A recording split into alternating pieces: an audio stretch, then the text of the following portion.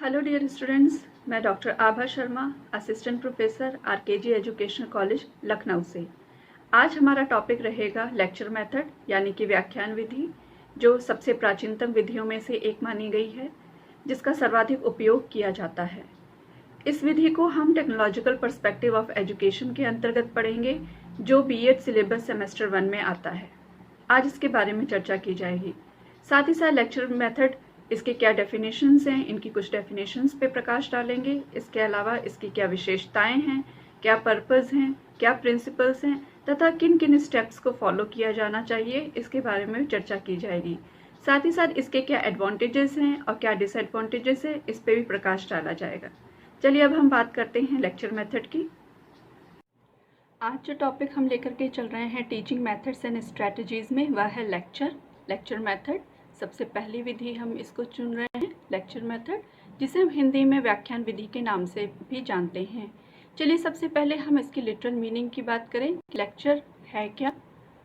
Lecture word जो है वो लैटिन भाषा के लेक्टस से लिया गया है, जिसका मतलब होता है टू रीड, यानी कि पढ़ना। यदि हम इसको देखें तो it is an instruction given by a teacher in front of an audience of learner. एक टीचर के द्वारा दिया गया निर्देश किसे? एक श्रोता को या फिर एक सीखने वाले को, उसे लेक्चर कहा जाता है। आगे हम देखते हैं डेफिनेशंस की। यदि बात करें तो सबसे पहले हम बात करते हैं ऑक्सफोर्ड डिक्शनरी की डेफिनेशन की। जैसा कि दिया गया है, अ discourse, a long or serious discussion in speech or writing given by an audience on a given subject, usually for the purpose of instruction. The next definition is given by James McIlfeely के अनुसार, the lecture is a pedagogical method whereby the teacher formally delivers a carefully planned expository address on some particular topic or problem. यानी कि कुल मिला के यदि हम कहें तो जो लेक्चर मेथड है या जो व्याख्यान विधि है, किसी भी विषय को पढ़ाने की सबसे सुविधाजनक और सस्ती विधि मानी गई है। ब्लैक बोर्ड को छोड़ करके इसके लिए वैज्ञानिक उपकरण, प्रयोग और सहायक सामग्री की उपयोगिता की आवश्यकता नहीं है। लेक्चर मेथड में केवल ब्लैक बोर्ड की ज़रूरत पड़ती है और बाकी जो वेरियस टीचिंग मेथड्स मटेरियल्स होते हैं, लाइक जैसे हम कोई एपरेटस यूज़ कर रहे हैं, कोई इंस्ट्रूमेंट यूज़ कर रहे हैं, कोई टूल्स यूज़ कर रहे हैं या कोई और ऑडियो विजुअल एड्स यूज़ कर रहे हैं, उसकी ज़रूरत नहीं पड़ती है। व्याख्यान पद्धति या जो लेक्चर मेथड है, यह शिक्षक नियंत्रित होता है, जैसा कि हम देख भी पा रहे हैं डेफिनेशंस में, और सूचना केंद्रित दृष्टिकोण है, जिसमें शिक्षक कक्षा निर्देश में भूमिका संसाधन के रूप में एक तरीके से कार्य करता है। इस पद्धति में केवल शिक्षक ही बात करता है और जो छात्र होते हैं वो निष्क्रिय श्रोता की भांति सुनता रहता है, जिस कारण जो है कक्षा में नीरसता पैदा होती है, क्योंकि जो छात्र हैं, जो शिष्य हैं और जो शिक्षक होता है, जो पढ़ाने वाला है, इसके बीच बातचीत की घटना कम घटित होती है। आगे हम देखते हैं, जैसा कि हम इसके शब्द को यदि देखें, lecture, L is for lively, जीवंत, E for educative, C for creative, T for thought provoking, U for understanding, R for relevant and E for enjoyable. That makes lecture. Next, अब हम बात करते हैं लेक्चर मेथड की। In general lecture method है क्या? Lecture method सबसे पुरानी विधि मानी गई है। It is an oldest method of teaching which is based on philosophy of idealism. Idealism यानी कि आदर्शवाद के दर्शन पे ये आधारित है। जैसा कि हम सभी जानते हैं, आदर्शवाद में शिक्षक जो होता है उसका स्थान प्राइमरी होता है, प्रमुख होता है, और जो शिक्षार्थी होता है उसका स्थान गॉड होता है। आगे हम देखते हैं, चूँकि इसमें शिक्षक प्रधान यह विधि है, इसलिए इसका जो स्टाइल होता है वो ऑटोक्रेटिक होता है। शिक्षक ही मुख्य होता है, उसके द्वारा दिए गए निर्देश को छात्रों को मानना पड़ता है, जिसको हम मोनोटोनस या वन वे टीचिंग भी कह सकते हैं। द नेक्स्ट इज, जैसा कि मैंने अभी बताया कि teacher is more active while students are passive learner, इस शिक्षण विधि में शिक्षक जो है उसकी भूमिका ज़्यादा एक्टिव होती है, ज़्यादा क्रियात्मक होती है, और जो सक्रिय होती है और जो शिक्षार्थी होते हैं, जो स्टूडेंट्स होते हैं, वो एक पैसिव लर्नर की भांति लेक्चर को सुनते रहते हैं। जैसा कि अभी मैंने बताया कि इसमें शिक्षक जो है वो सक्रिय भूमिका निभा रहा है और जो छात्र है वह निष्क्रिय भूमिका निभा रहा है, जिस कारण से कक्षा का वातावरण एक तरीके से मोनोटोनस हो सकता है, नीरसता पैदा करता है यह विधि। क्योंकि जैसा कि मैंने बताया कि जो छात्र हैं और जो शिक्षक हैं, इनके बीच बातचीत की जो प्रक्रिया होती है वो सामान्यतः कम घटित होती है। शिक्षा के क्षेत्र में यदि हम कहें, जो व्याख्यान विधि है या जो लेक्चर मेथड है, बहुत बार प्रयोग किया जाता है।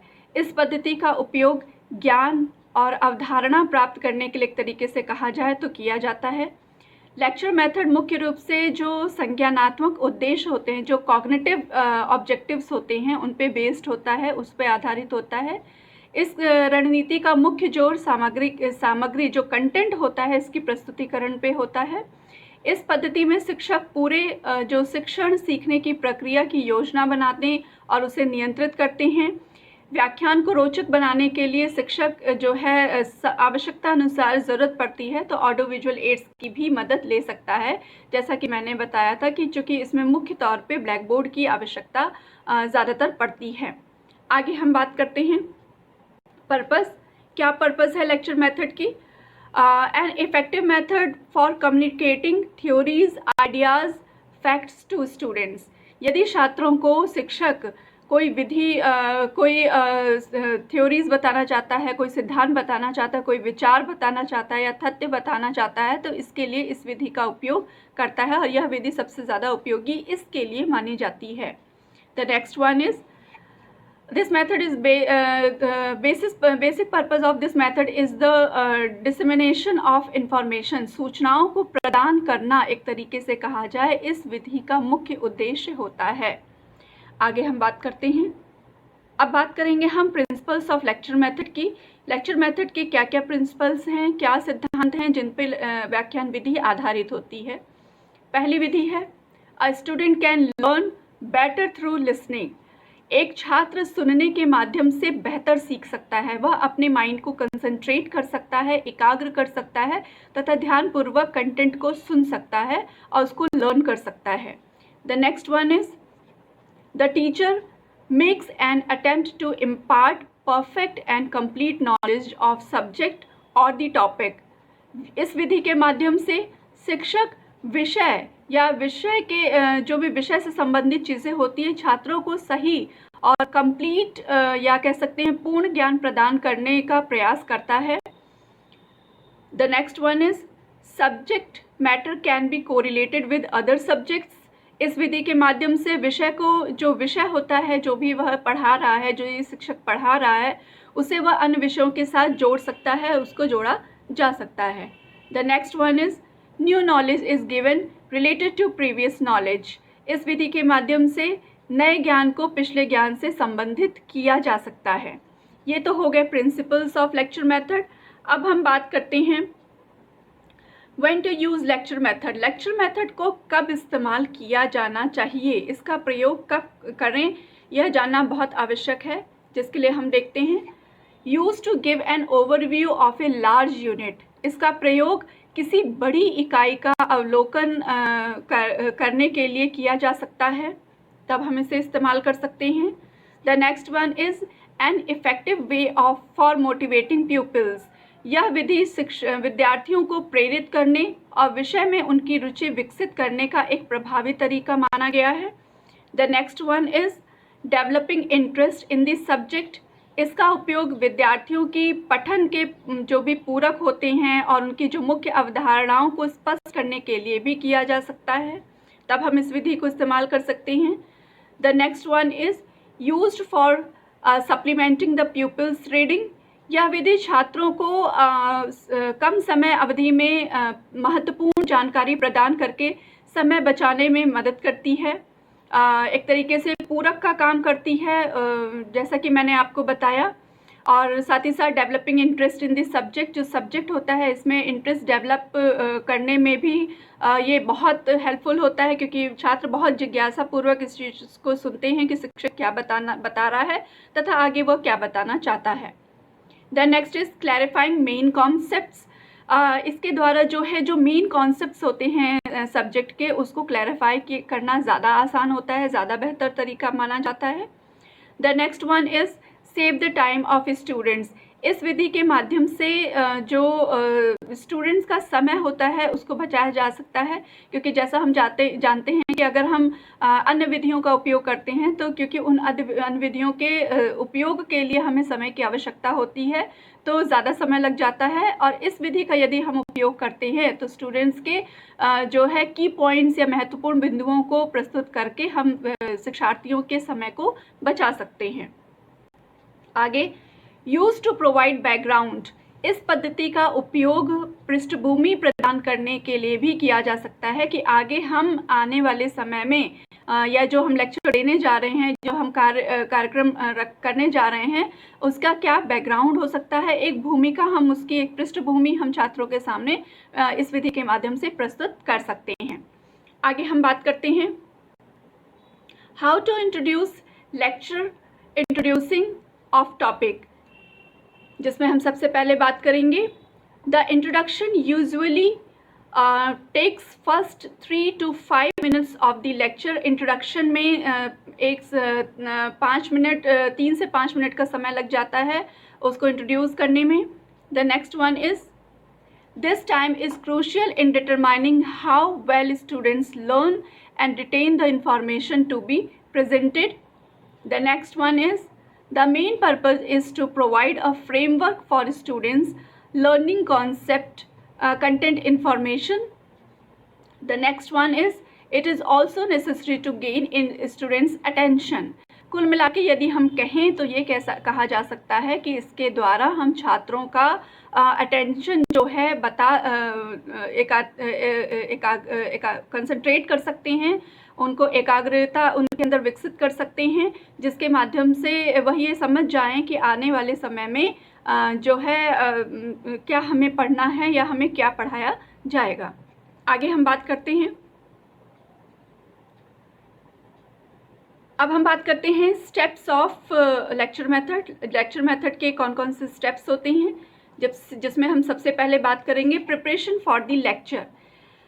व्याख्यान की तैयारी, ये एक बहुत ही इम्पॉर्टेंट स्टेप होता है, क्योंकि हमें ये पता होना चाहिए कि आने वाले समय में हम क्या पढ़ाने जा रहे हैं या अपने समय को कैसे यूटिलाइज करेंगे, छात्रों को कितना कंटेंट हम दे सकते हैं।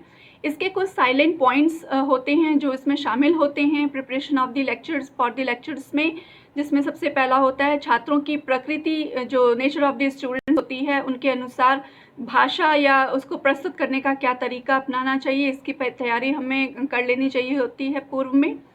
The second thing is audio visual aids, या जो भी इंस्ट्रक्शनल मटेरियल हम यूज़ करना चाहते हैं उसका सिलेक्शन हम कर सकते हैं। द नेक्स्ट इज प्रेरक तकनीक की योजना बनाना, कौन से ऐसे मोटिवेशनल टेक्निक्स हैं जिनको हम यूज़ कर सकते हैं लेक्चर को और इंटरेस्टिंग, या जो कंटेंट है उसको या जो लेसन है उसको और इंटरेस्टिंग बनाने के लिए। द नेक्स्ट थिंग इज़ व्याख्यान के दौरान कुछ कठिनाइयों और समस्याओं की भी आशंका होती है, जिसको प्रिपरेशन फॉर द लेक्चर्स में ही हम देख लेते हैं, उसको समझ लेते हैं कि आने वाले समय में हमें किन किन परेशानियों को देखना पड़ सकता है या क्या कठिनाइयाँ लेक्चर के दौरान आ सकती हैं। द नेक्स्ट इज़ एक सफल व्याख्यान के लिए इन बाधाओं के लिए उपयुक्त समाधान या विकल्प खोजना, न केवल समस्याएं या कठिनाइयों को जानना बल्कि उनके लिए क्या उपयुक्त समाधान हो सकता है या क्या विकल्प हो सकता है, उसकी तैयारी भी हम पहले ही कर लेते हैं, तभी हम किसी लेक्चर को सक्सेसफुल कंडक्ट करा पाएंगे। The next step is introduction to the lecture. Lecture का क्या इंट्रोडक्शन है, यानी कि व्याख्यान का परिचय, इसे संक्षेप में किया जाना चाहिए। सबसे पहली बात, ऐसा ना हो कि इंट्रोडक्शन पार्ट जो है लेक्चर का वो बहुत ज़्यादा हो जाए और मेन कंटेंट जो है वो काफ़ी कम हो जाए, इसलिए इंट्रोडक्शन टू द लेक्चर पहले से ही तैयार कर लिया जाना चाहिए और इसे संक्षेप में प्रस्तुत करना चाहिए। और अगर इसे ख़राब तरीके से निष्पादित किया जाता है या गलत तरीके से निष्पादित किया जाता है तो वह शुरू में ही छात्र को उत्साह से मार देता है। इसलिए इंट्रोडक्शन काफ़ी इफ़ेक्टिव होना चाहिए। The next step is giving the body of the lecture. व्याख्यान का मुख्य भाग जो होता है, जो main body of the lecture होती है, जिसके लिए हम इंट्रोडक्शन को काफ़ी इफ़ेक्टिव बनाते हैं, वो हमारा तीसरा स्टेप होता है, जिसमें शिक्षक के पास एक दिया गया संज्ञानात्मक ढांचा होना चाहिए, एक कॉग्निटिव जो प्रारूप है वो होना चाहिए, जिस पर वह अपनी अधिक तार्किक प्रस्तुति प्रस्तुत करने के लिए भरोसा कर सकता है। The next is conclusion of the lecture, व्याख्यान का निष्कर्ष।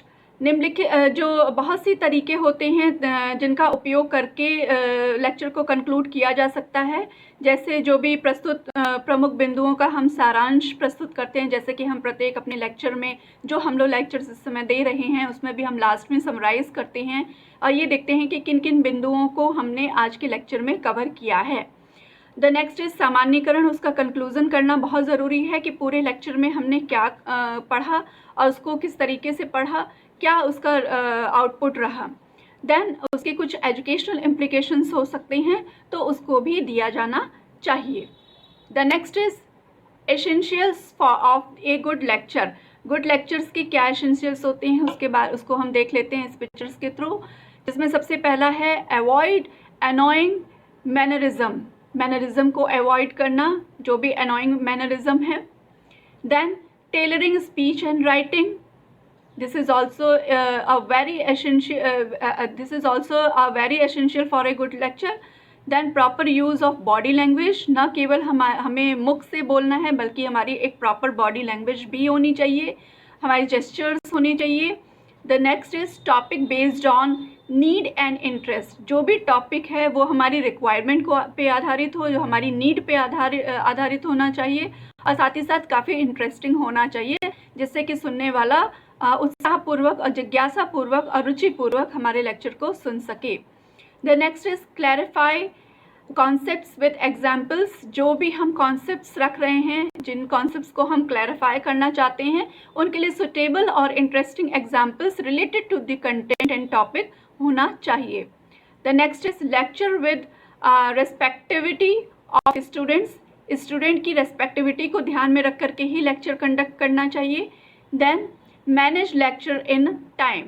टाइम का विशेष तौर पे ध्यान रखना चाहिए कि जितना समय हम ले करके चले थे प्रिपरेशन में, उतना ही समय हमें जो है उसको देना है, उससे अधिक समय नहीं देना है, अन्यथा लेक्चर में नीरसता उत्पन्न हो जाती है और छात्र जो है निष्क्रिय की भूमिका उनकी जागृत हो जाती है।